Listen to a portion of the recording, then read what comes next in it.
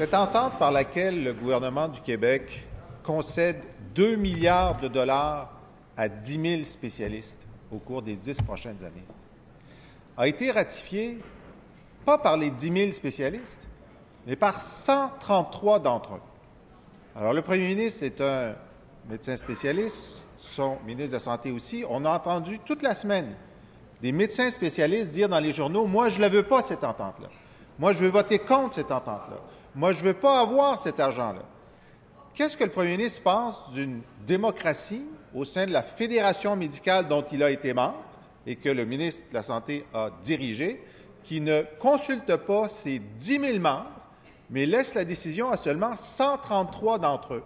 Il ne trouve pas qu'il y a un problème là, avec 2 milliards de dollars en jeu et le nombre de médecins spécialistes qui sont en train de dire que cette entente-là ne devrait pas exister?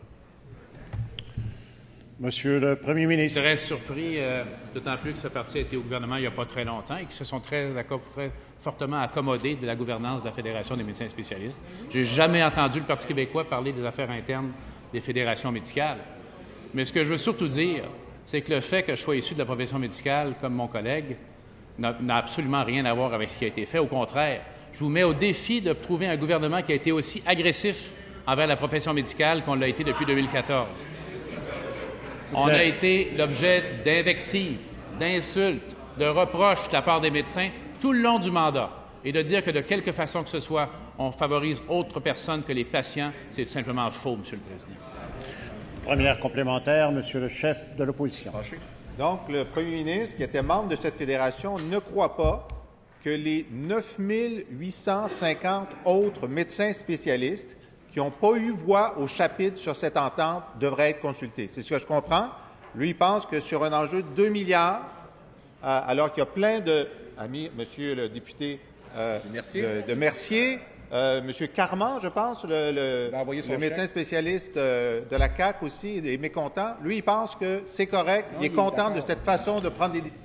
Monsieur le Premier ministre. Alors, Monsieur le Président, ici, si je compte bien, on est 125 pour représenter 8 millions de personnes, plus de 8 millions de personnes, et prendre des décisions sur des dizaines de milliards de dollars. Franchement, c'est l'essence même de la démocratie représentative. Deuxième complémentaire, Monsieur le chef de l'opposition. Bon, écoutez, on prend bonne note que le premier ministre trouve que tous ces médecins spécialistes qui ont le courage d'aller dans les médias ces jours-ci pour dire qu'ils ne sont pas d'accord, ils ne devraient pas être consultés, ils ne devraient pas avoir voix au chapitre. On prend bonne note de ça. Maintenant, est-ce qu'il va déposer l'autre entente d'1 milliard de dollars avec les omnipraticiens? Il avait promis de la déposer, on ne l'a toujours pas. Pourquoi il la cache? Monsieur le chef d'opposition, je vais vous demander de retirer vos derniers propos. Retirer les derniers propos. Monsieur le Premier ministre.